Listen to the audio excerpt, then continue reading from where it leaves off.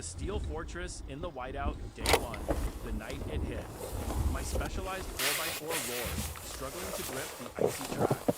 The external thermometer showed minus 62 degrees Celsius, but the forecast said a storm was rolling in, bringing winds and a wind chill that could drop it past minus 70 degrees Celsius. And then it hit. Not gradually, but like a wall. Within 5 minutes, visibility dropped to 0. The wind shrieked like a wounded animal. This was a whiteout. Continuing to drive was suicide.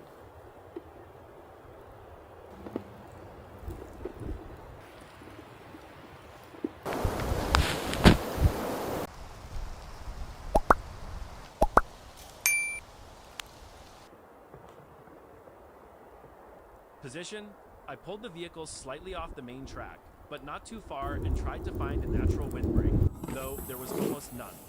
I left my hazard lights on for a few minutes before killing them to save the battery. Ventilation: I checked the exhaust pipe. This is life or death.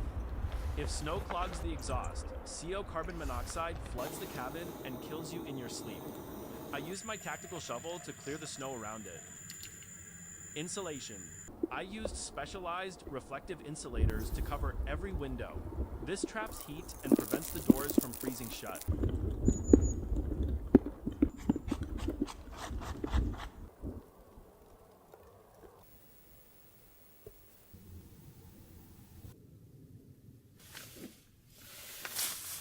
The truck was now my only fortress. The wind slammed against the chassis, making it shudder. Dinner, salmon, and hot rice. Outside was a frozen hell, but inside, I needed energy. I would not rely on the car's heater all night. It would drink the fuel. I would only run the engine for 10 minutes every hour to charge the battery and warm the cabin.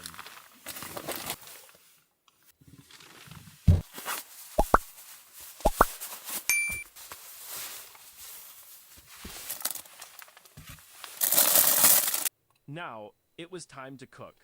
Survival note: cooking in a confined space like a car is extremely dangerous. You must always ventilate. I took out my mini expedition gas stove and placed it on a fire assistant mat on the floor. I cracked the driver's side window just a fraction about 2 centimeters and opened the opposing window slightly to create cross ventilation, pushing any CO out.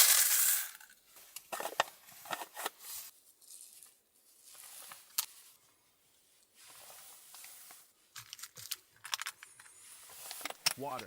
I didn't waste my drinking water.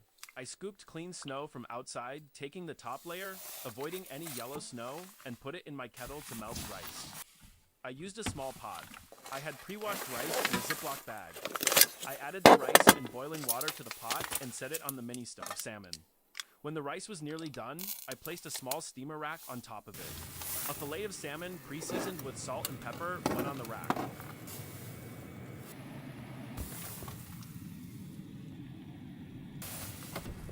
I turned off the stove.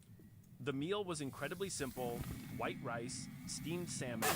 But in this situation, it was a luxurious feast. The warmth from the food spread through my core. It wasn't just calories, it was morale.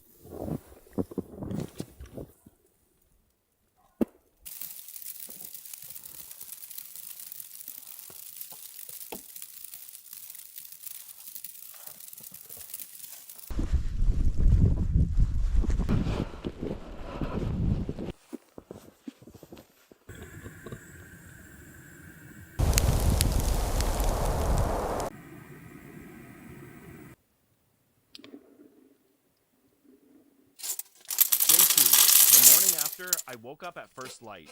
The wind was gone. The silence was absolute. I pushed the door open. Snow.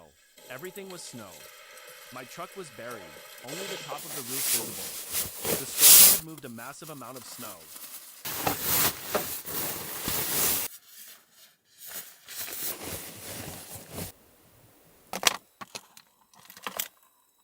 First order of business, check the exhaust pipe again and start the engine. The engine groaned painfully but turned over. Good breakfast, meat sandwich. I needed a high-energy breakfast to start the work of digging out.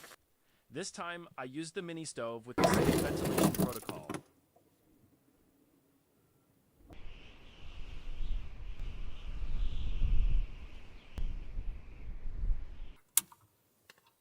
Hydration, the first priority. I melted snow and made a hot mug of ginger tea. The sugar and ginger provide an immediate internal warmth. Bread. I had flatbread, which lasts a long time. Meat. I don't carry fresh meat here. I used canned meat, Spam, or canned beef. I sliced a few pieces and seared them in my small pan until they were crispy and the fat rendered.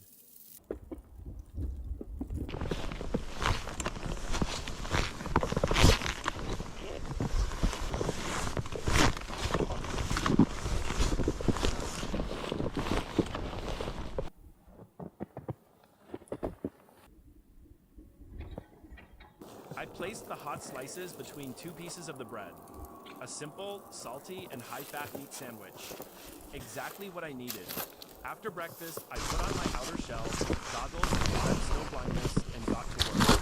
It took me nearly 2 hours to dig a path for the truck to get out, but I had survived the day, warm, hydrated, and fed. In this extreme cold,